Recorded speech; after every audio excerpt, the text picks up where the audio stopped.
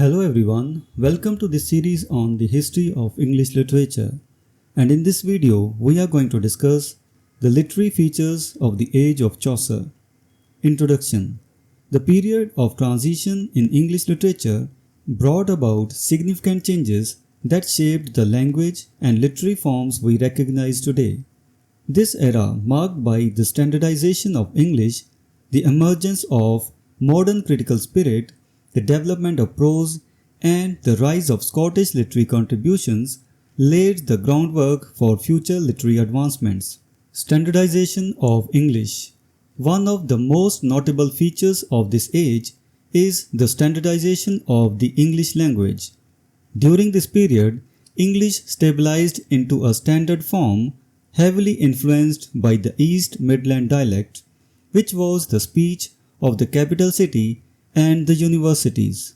This dialect gradually overshadowed other regional dialects, which began to fade from literary use, with the notable exception of the Scottish dialect. The amalgamation of French and English contributed to forming the standard English tongue, which reached its full expression in the works of Geoffrey Chaucer. Chaucer's writings exemplify this new standard, providing a clear and influential model for future literature. Emergence of a modern note. This period also witnessed the emergence of a distinctly modern note in literature. There was a noticeable shift towards a sharper spirit of criticism and a deeper interest in human affairs. The once prevalent childlike faith and complacent acceptance of the established order began to wane, giving way to a more questioning and critical outlook. The vogue of romance, though not entirely vanished, was on the decline. Chaucer in particular derided the romantic ideals that were once celebrated. This transition marked the early indications of the dramatic spirit that would later flourish. Another modern feature of this age was the decline of anonymity in literary works.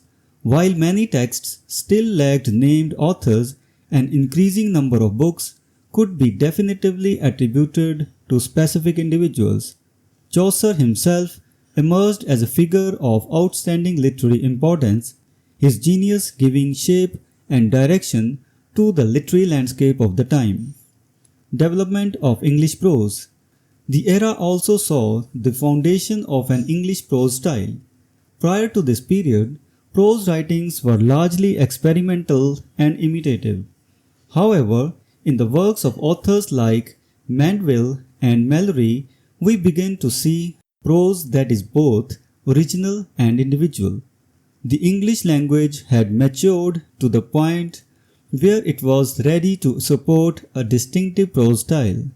Latin and French, which had long dominated as the mediums of popular prose, were losing their grip. This shift was further reinforced by the growing desire for an English Bible, which exerted steady pressure in favor of a standard English prose. The development of prose during this period laid the foundation for the rich tradition of English literature that would follow. Scottish literature. For the first time, Scottish literature began to make its mark with writers worthy of note. John Barbour, whose lifetime spanned from approximately 1316 to 1395, stands out as a significant figure in this regard. Barbour's contributions marked the beginning of a literary tradition in Scotland that would be carried forward by a powerful group of poets in the subsequent generation. This burgeoning Scottish literary tradition added a new dimension to the literary landscape of the time, enriching the overall tapestry of English literature. Conclusion.